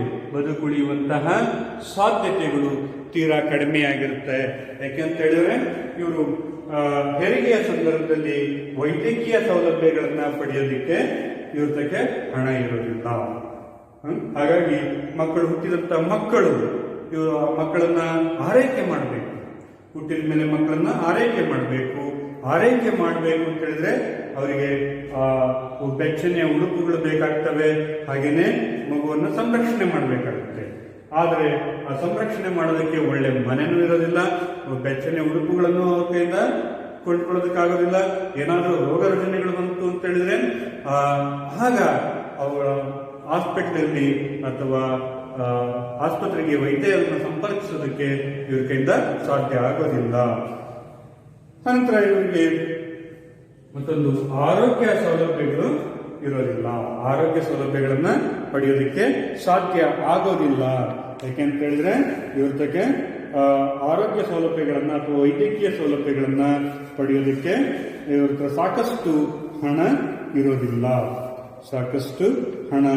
ಇರೋದಿಲ್ಲ. ಹೀಗಾಗಿ ಈ ಬಡವರನ್ನ ನಾವು ಇವರ ಲಕ್ಷಣಗಳನ್ನ ವಿಶ್ಲೇಷಣೆ ಮಾಡಿದಾಗ ಮುಖ್ಯವಾಗಿ ಬಡವರು ಎಂದರೆ ಯಾರು ಅಂತ ಹೇಳಿದ್ರೆ ಆದಾಯ ಮತ್ತು ಆಸ್ತಿಯ ಆಧಾರದ ಮೇಲೆ, ಆದಾಯ ಮತ್ತು ಆಸ್ತಿಗಳ ಆಧಾರದ ಮೇಲೆ ಬಡವರನ್ನ ಗುರುತಿಸುವಂತಹ ಒಂದು ಕೆಲಸ ಆಗ್ತಾ ಇದೆ.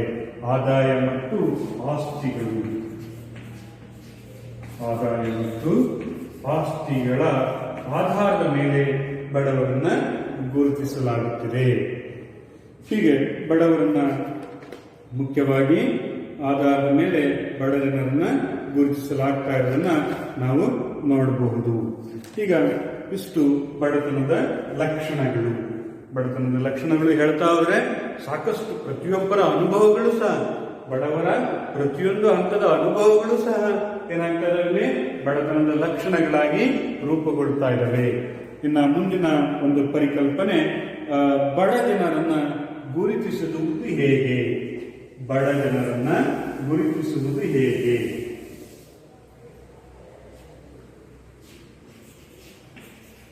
ಬಡ ಜನರನ್ನ ಗುರುತಿಸುವುದು ಹೇಗೆ?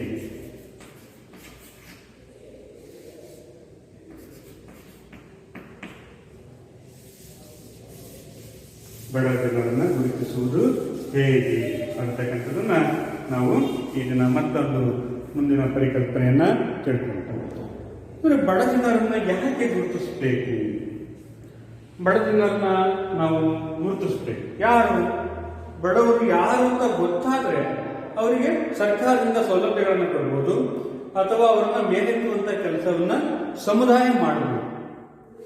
ಬಡವರು ಯಾರಂತಾನೆ ನಾವು ಹೇಳಿಲ್ಲ ಅಂತ ಹೇಳಿದ್ರೆ ಆಗ ನಾವು ಯಾರಿಗಾಗಿ ವೆಚ್ಚಗಳನ್ನ, ಸರ್ಕಾರ ವೆಚ್ಚಗಳನ್ನ ಮಾಡಬೇಕಾಗತ್ತೆ, ಮತ್ತೆ ಯಾರಿಗಾಗಿ ಸಮುದಾಯ ಸ್ಪಂದಿಸಬೇಕಾಗುತ್ತೆ. ಹಾಗಾಗಿ ನಾವು ಬಡವರನ್ನ ಮೊದಲು ಗುರುತಿಸಬೇಕು. ಆ ಬಡವರನ್ನ ಗುರುತಿಸುವಂತಹ ಒಂದು ಕಾರ್ಯವನ್ನ ಕೈಗೊಳ್ಳಬೇಕಾಗುತ್ತೆ.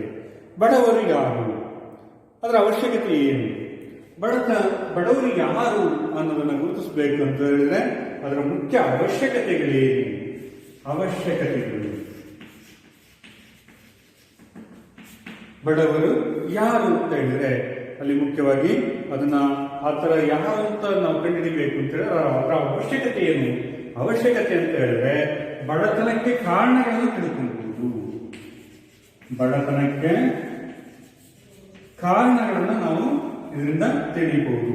ಬಡವರು ಯಾರು ಅಂತ ನಮಗೆ ಗೊತ್ತಾದ್ರೆ ಅವ್ರು ಬಡವರು ಆಗಕ್ಕೆ ಏನ್ ಕಾರಣ ಅನ್ನೋದನ್ನ ತಿಳಿಬೇಕು ಅಂತ ಹೇಳಿದ್ರೆ ನಾವು ಮೊದಲು ಬಡವರನ್ನ ಗುರುತಿಸಬೇಕು.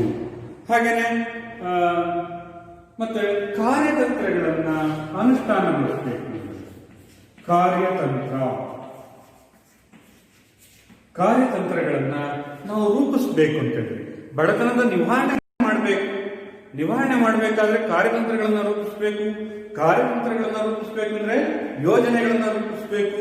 ಹೀಗೆ ಯೋಜನೆಗಳನ್ನ ರೂಪಿಸೋದಕ್ಕಾಗಿರ್ಬೋದು, ಅಥವಾ ಮುಖ್ಯವಾಗಿ ಸುಸ್ಥಿರವಾಗಿರ್ತಕ್ಕಂಥ ಯೋಜನೆಗಳು, ಸುಸ್ಥಿರವಾಗಿರ್ತಕ್ಕಂಥ ಸೂಕ್ತ ಯೋಜನೆಗಳನ್ನ ಅಳವಡಿಸಿಕೊಳ್ಳೋದಕ್ಕೆ ನಮಗೆ ಈ ಬಡತನವನ್ನ ಗುರುತಿಸುವಂತ ಒಂದು ಅವಶ್ಯಕತೆ ಇದೆ. ಎಷ್ಟು ಬಡವರಿದ್ದಾರೆ, ಎಷ್ಟು ಜನ ಬಡವರಿದ್ದಾರೆ ಅನ್ನೋದನ್ನ ತಿಳ್ಕೊಂಡ್ರೆ ನಾವು ಏನ್ ಮಾಡಬಹುದು, ಸೂಕ್ತವಾಗಿರ್ತಕ್ಕಂಥ ಯೋಜನೆಗಳನ್ನ ರೂಪಿಸಿ ಸಂಪನ್ಮೂಲಗಳನ್ನ ಬಡತನದ ನಿವಾರಣೆಗಾಗಿ ಹಂಚಿಕೆ ಮಾಡಬಹುದು. ಹೀಗೆ ಹಾಗಂತ ಬಡತನದ ಮಾಪನದ ಮಾನದಂಡಗಳನ್ನು ತಿಳಿಯಬಹುದು.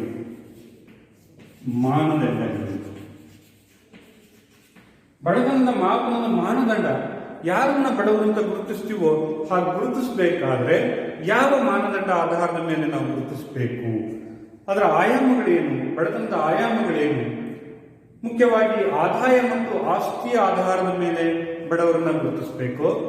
ಅವರು ಅನುಭವಕ್ಕಾಗಿ ಕೈಗೊಳ್ತಕ್ಕಂಥ ವೆಚ್ಚದ ಆಧಾರದ ಮೇಲೆ ಬಡವರನ್ನ ಗುರುತಿಸಬೇಕು, ಅಥವಾ ಶಿಕ್ಷಣ ಮತ್ತು ಆರೋಗ್ಯ ಸೌಲಭ್ಯಗಳನ್ನ ಆಧಾರದ ಮೇಲೆ ಬಡತನದವನ್ನ ಗುರುತಿಸಬೇಕು, ಅಥವಾ ಅವರು ಗಳಿಸ್ತಕ್ಕಂಥ ಆದಾಯದ ಮೇಲೆ ಗುರುತಿಸಬೇಕು, ಅಥವಾ ಅವರ ಆಸ್ತಿಯ ಆಧಾರದ ಮೇಲೆ ಗುರುತಿಸಬೇಕು. ಹೀಗೆ ಈ ಒಂದು ಮಾನದಂಡಗಳನ್ನ ಯಾವ ಆಧಾರದ ಮೇಲೆ ಬಡವರನ್ನ ಗುರುತಿಸಬೇಕು ಅನ್ನೋದನ್ನ ತಿಳಿಬೇಕು ಅಂತ ಹೇಳಿದ್ರೆ ನಾವು ಮೊದಲು ಬಡವರನ್ನ ಗುರುತಿಸಬೇಕಾಗುತ್ತದೆ. ಈಗ ಬಡವರು ಯಾರು ಯಾರನ್ನ ಬಡವರು ಅಂತೇಳಿ ಕರಿಬೇಕು ಅಂತ ಹೇಳಿದ್ರೆ ಮೊಟ್ಟ ಮೊದಲು ಸ್ವಾತಂತ್ರ್ಯ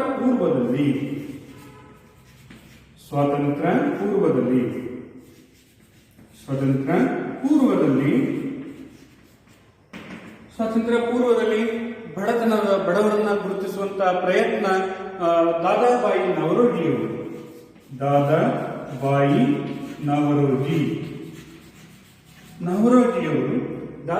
ನವರೋಜಿಯವರು ಮೊಟ್ಟ ಮೊದಲ ಬಾರಿಗೆ ಬಡವರನ್ನ ಗುರುತಿಸುವಂತ ಪ್ರಯತ್ನವನ್ನ ಮಾಡ್ತಾರೆ.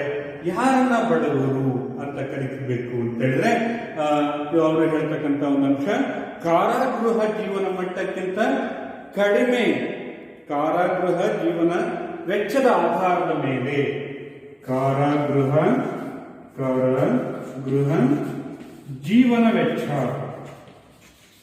ಜೀವನದ ವೆಚ್ಚದ ಆಧಾರದ ಮೇಲೆ ಬಡವರನ್ನ ಗುರುತಿಸಿದ್ದಾರೆ. ಅಂದ್ರೆ ಒಬ್ಬ ಕೈದಿಗೆ ಕಾರಾಗೃಹದಲ್ಲಿ ನೀಡ್ತಕ್ಕಂತಹ ಆಹಾರದ ವೆಚ್ಚದ ಆಧಾರದ ಮೇಲೆ ನಾವು ಬಡವರನ್ನ ಗುರುತಿಸಬೇಕು ಅಂತ ಹೇಳಿ ದಾದಾಬಾಯಿ ನವರೋಜಿಯವರು ಹೇಳ್ತಾರೆ. ಅಂತ ಹೇಳಿದ್ರೆ ಒಬ್ಬ ಕೈದಿಗಳಿಗೆ ನೀಡ್ತಕ್ಕಂತಹ ಆಹಾರದ ವೆಚ್ಚದ ಆಧಾರದ ಸರಾಸರಿ ಆಧಾರದ ಮೇಲೆ ನಾವು ಈ ಬಡವರನ್ನ ಗುರುತಿಸಬೇಕು. ಯಾರು ಒಬ್ಬ ಕೈದಿಗಿಂತಲೂ ಕಡಿಮೆ ಮಟ್ಟದ ಆಹಾರವನ್ನ ಕೊಂಡುಕೊಳ್ಳೋದಕ್ಕೆ ಆಗೋದಿಲ್ವೋ ಅಂಥವರನ್ನ ಬಡವರು ಅಂತೇಳಿ ಗುರುತಿಸಬೇಕು ಅಂತ ಹೇಳಿದ್ರೆ ಸರಾಸರಿ ಅನುಭೋಗದ ವೆಚ್ಚದ ಆಧಾರದ ಮೇಲೆ ದಾದಾಬಾಯಿ ನವರೋಜಿಯವರು ಬಡವರನ್ನ ಗುರುತಿಸುವಂತಹ ಒಂದು ಕಾರ್ಯವನ್ನ ಕೈಗೊಂಡಿದ್ದಾರೆ. ಹೀಗಾಗಿ ಮೊಟ್ಟ ಮೊದಲ ಬಾರಿಗೆ ದಾದಾಬಾಯಿ ನವರೋಜಿಯವರು ಈ ಒಂದು ಬಡವರನ್ನ ಗುರುತಿಸುವಂತಹ ಒಂದು ಕಾರ್ಯವನ್ನು ಆರಂಭಿಸಿದರು. ನಂತರ ಸ್ವಾತಂತ್ರ್ಯ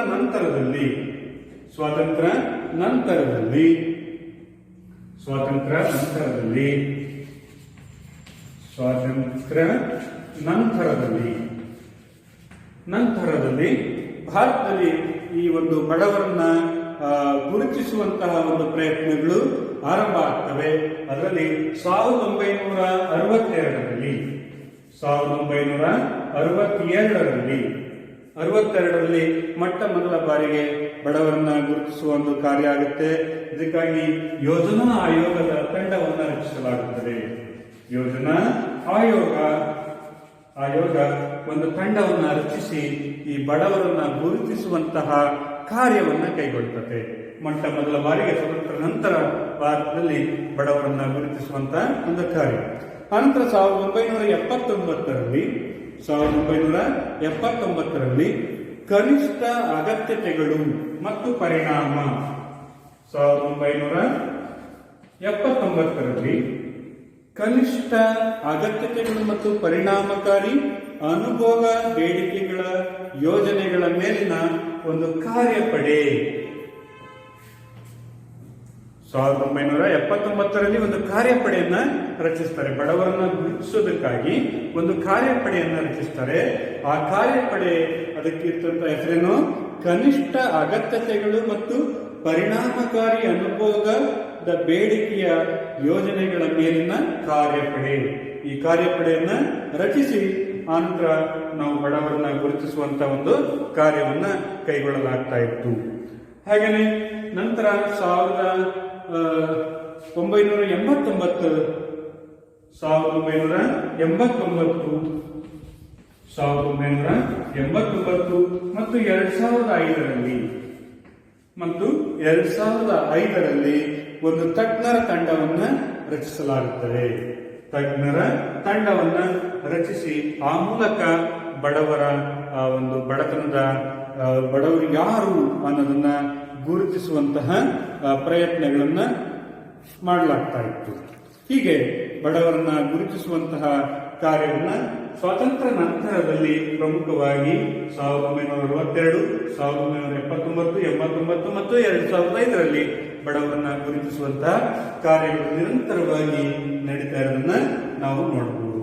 ಹೀಗೆ ಬಡವರನ್ನ ಗುರುತಿಸುವುದರಲ್ಲಿ ಸ್ವತಂತ್ರ ಪೂರ್ವದಲ್ಲಿ ದಾದಾಬಾಯಿ ನವರೋಜಿಯವರು ತಮ್ಮ ಪ್ರಯತ್ನದಿಂದ ಕಾರಾಗೃಹ ಜೀವನ ಮಟ್ಟದ ಆಧಾರದ ಮೇಲೆ ಒಂದು ಜೀವನ ವೆಚ್ಚದ ಆಧಾರದ ಮೇಲೆ ಬಡವರನ್ನ ಗುರುತಿಸಿದರೆ ಸ್ವತಂತ್ರ ನಂತರದಲ್ಲಿ ಯೋಜನಾ ಆಯೋಗದವರು ಕಾಲ ಕಾಲಕ್ಕೆ ಏನು ಮಾಡ್ತಾರೆ, ಕಾರ್ಯಪಡೆಗಳನ್ನು ರಚಿಸಿ ಬಡವರನ್ನ ಗುರುತಿಸುವಂತ ಒಂದು ಕಾರ್ಯವನ್ನು ನಡೀತಾರೆ.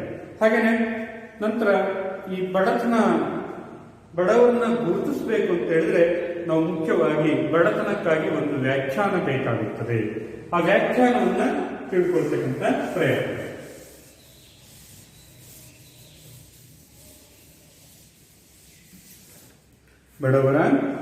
ಬಡತನದ ವ್ಯಾಖ್ಯಾನಕ್ಕಾಗಿ ಜನರನ್ನ 2 ಭಾಗಗಳಾಗಿ ಮಾಡಲಾಗುತ್ತದೆ.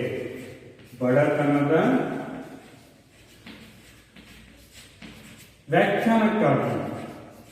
ವ್ಯಾಖ್ಯಾನಕ್ಕಾಗಿ ಜನರನ್ನ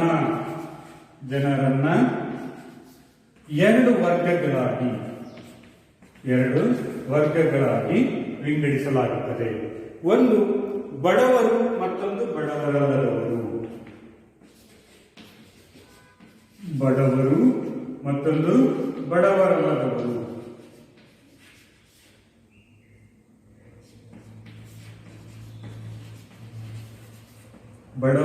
ಮತ್ತೊಂದು ಬಡವರಲ್ಲದವರು ಅಂತೇಳಿ 2 ಪ್ರಕಾರವಾಗಿ ವಿಂಗಡಿಸುತ್ತದೆ. ಅಂದ್ರೆ ಇದು ಮುಖ್ಯ ಉದ್ದೇಶ ಏನು? ಬಡತನದ ವ್ಯಾಖ್ಯಾನವನ್ನು ನೀಡುವ ಉದ್ದೇಶದಿಂದಾಗಿದೆ. ಹಾಗಾಗಿ ಇಡೀ ಒಂದು ದೇಶದಲ್ಲಿ ಕಂಡು ಬರ್ತಕ್ಕಂಥ ಬಡವರನ್ನ ಇಲ್ಲಿ ಜನರನ್ನ 2 ಭಾಗಗಳಾಗಿ ವಿಂಗಡಿಸ್ತಾ ಇದ್ವಿ. ಒಂದು ಬಡವರು, ಮತ್ತೊಂದು ಬಡವರಲ್ಲದವರು. ಬಡವರಲ್ಲಿ ಸಂಪೂರ್ಣ ಬಡವರು,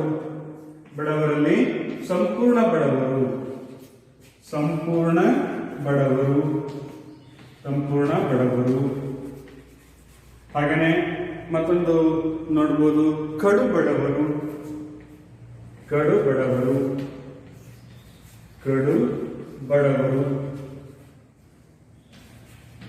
ಹಾಗೇನೆ ಇದರಲ್ಲಿ ಮತ್ತೊಂದು ವರ್ಗ ಇದೆ, ಬಡವರು ಅಂತೇಳಿ 3 ವರ್ಗಗಳನ್ನ ಮಾಡಿದ್ದಾರೆ.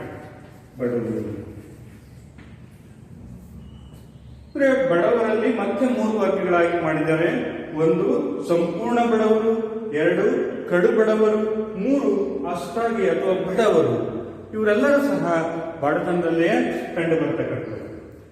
ಆದರೆ ಬಡವರಲ್ಲದವರಲ್ಲಿ ಮುಖ್ಯವಾಗಿ ಬರ್ತಕ್ಕಂಥ ವರ್ಗ ಅಷ್ಟಾಗಿ ಬಡವರಲ್ಲದವರು, ಮಧ್ಯಮ ವರ್ಗ, ಮೇಲ್ಮಧ್ಯಮ ವರ್ಗ, ಶ್ರೀಮಂತ ವರ್ಗ, ಲಕ್ಷಾಧೀಶ್ವರು, ಕೋಟ್ಯಾಧೀಶ್ವರು. ಹೀಗೆ ಈ ಬಡವರಲ್ಲದವರನ್ನ ವಿಭಾಗ ಮಾಡ್ತೀವಿ. ಇಲ್ಲಿ ಬಡವರಲ್ಲದವರು, ಅಷ್ಟಾಗಿ ಬಡವರಲ್ಲದವರು, ಮಧ್ಯಮ ವರ್ಗ, ಮೇಲ್ಮಧ್ಯಮ ವರ್ಗ, ಶ್ರೀಮಂತರು, ಲಕ್ಷಾಧೀಶ್ವರು ಮತ್ತು ಕೋಟ್ಯಾಧೀಶ್ವರು ಅಂತೇಳಿ ಹೀಗೆ ನಾವು ಜನರನ್ನ ವರ್ಗೀಕರಿಸಿದ್ದೀವಿ. ಇಲ್ಲಿ ಬಡವರು ಅಂತಕ್ಕಂಥವ್ರನ್ನ ಇವರನ್ನು ಸಹ ನಾವೆಂತ ಕರಿತೀವಿ, ಬಡವರು ಅಂತೇಳಿ ನಾವು ನೋಡ್ತಾ ಇದ್ದೀವಿ. ಹೀಗೆ ಬಡತನದ ಒಂದು ಗುರುತಿಸುವಂತಹ ಕಾರ್ಯದಲ್ಲಿ ಜನರನ್ನ 2 ಭಾಗಗಳಾಗಿ ನಾವು ನೋಡಬಹುದು. ಒಟ್ಟಾರೆಯಾಗಿ ನಾವು ಇವತ್ತಿನ ವಿಶ್ಲೇಷಣೆಯಲ್ಲಿ ನೋಡಬಹುದು, ಈ ಬಡವರು ಸಾಮಾನ್ಯವಾಗಿ ದೈಹಿಕವಾಗಿ ದುರ್ಬಲರಾಗಿರ್ತಾರೆ. ಅವರು ದುರ್ಬಲ ಆಗೋದಕ್ಕೆ ಮುಖ್ಯ ಕಾರಣ ಅವರಲ್ಲಿರ್ತಕ್ಕಂಥ ಅನಾರೋಗ್ಯ, ಅಸಾಕ್ಷರತೆ, ಹಾಗೇನೆ ಅಪೌಷ್ಟಿಕತೆ. ಈ 3 ಸಂಗತಿಗಳು. ಸಾಮಾನ್ಯವಾಗಿ ಬಡವರು ದೈಹಿಕವಾಗಿ ದುರ್ಬಲರಾಗಿರ್ತಾರೆ. ಅದಕ್ಕೆ ಮುಖ್ಯ ಕಾರಣಗಳು ಅವರಲ್ಲಿರ್ತಕ್ಕಂಥ ಅನಾರೋಗ್ಯ, ಅನಂತರ ಸಾಕ್ಷರತೆಯ ಕೊರತೆ, ಅನಂತರ ಅಪೌಷ್ಟಿಕತೆ. ಈ 3 ಸಂಗತಿಗಳಿಂದಾಗಿ ಬಡವರು ಸಾಕಷ್ಟು ದೈಹಿಕವಾಗಿ ದುರ್ಬಲರಾಗಿರ್ತಾರೆ. ಹೀಗೆ ಒಟ್ಟಾರೆ ಈ ವರ್ಗದವರನ್ನ ನಾವು ಬಡ ಜನರು ಅಂತೇಳಿ ಗುರುತಿಸಬಹುದು. ಯಾರು ದೈಹಿಕವಾಗಿ ದುರ್ಬಲರಾಗಿರ್ತಾರೆ, ಯಾರು ದುರ್ಬಲರಾಗಿದ್ದು ಅನಾರೋಗ್ಯಕ್ಕೆ ಒಳಗಾಗ್ತಾ ಇರ್ತಾರೆ, ಹಾಗೇನೆ ಅವರಲ್ಲಿ ಸಾಕ್ಷರತೆ ಇಲ್ಲದೆ ಇರ್ತಕ್ಕಂಥವ್ರು ಮತ್ತು ಅಪೌಷ್ಟಿಕತೆ ಅದರಿಂದ ಬಳಲ್ತಾ ಇರ್ತಕ್ಕಂಥವ್ರನ್ನ ನಾವು ಬಡವರು ಅಂತೇಳಿ ಗುರುತಿಸ್ಬೋದು. Thank you.